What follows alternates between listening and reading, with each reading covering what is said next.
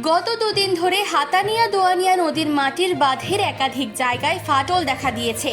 বেশ কিছু জায়গায় ধসের জেরে বড় বড় গাছ নদীগর্ভে তলিয়ে গিয়েছে।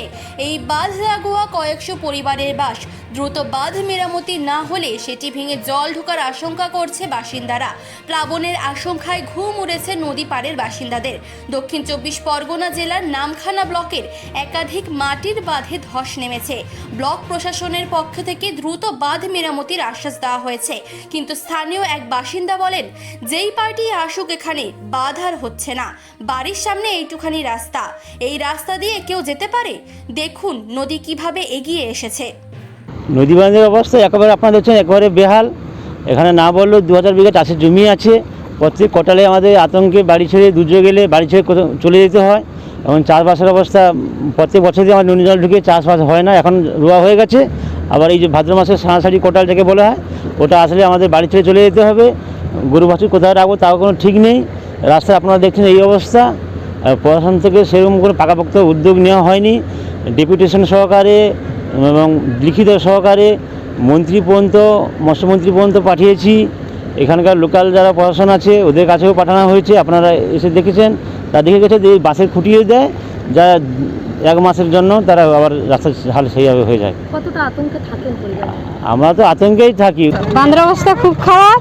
আর যে পার্টি উঠছে পড়ছে, যেই পার্টি আসুক না কেন, কোনো পার্টি বাঁধ সেরকম ভালো করে করছে না। এই তো মেরামত করেছে দেখছেন আপনারা। আমাদের বাড়ি ওই যে বাড়ির সামনে ওই এতটুকু রাস্তার উপর দিয়ে একটা মানুষ যাতায়াত করতে পারে? বাচ্চাগুলো স্কুল ভালোভাবে বর্ষার সময় নিয়ে যেতে পারি না আমরা, মানে কোনো কিছু আমরা ভালোভাবে করতে পারি না। কোনো একটা অসুস্থ হয়ে গেছে, কি করে নিয়ে যাবো? এই নদীবাঁধের অবস্থা এমন। ওখানে তো একদম নেই এতটুকু বাঁধ, যাও কিছু মাটিটা দিয়েছে, তাও মাটির উপরে মানুষ ভালোভাবে চলতে পারছে না। আতঙ্কে দেখুন, আমরা জানি দক্ষিণ সুন্দরবনের ঠিক প্রান্তভাগে সুন্দরবন আমাদের নদী বেষ্টিত এরিয়া।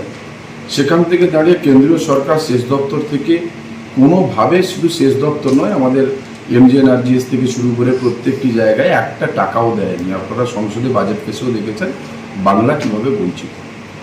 কিন্তু মানবিক মুখ্যমন্ত্রী মমতা বন্দ্যোপাধ্যায় রাজ্যের কোষাগার, যে আমাদের কোষাগার আছে, সেখান থেকে সেচ দপ্তরের পক্ষ থেকে আমাদের প্রচুর পরিমাণে কাজ চলছে বর্তমান।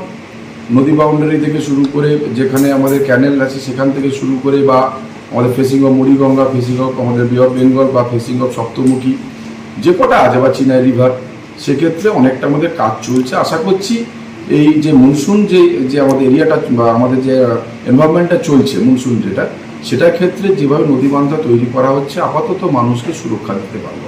কলকাতা থেকে চিফ এডিটর জিতেন সরকারের রিপোর্ট, চেতনা বার্তা। জেগে থাকে, জাগিয়ে রাখে।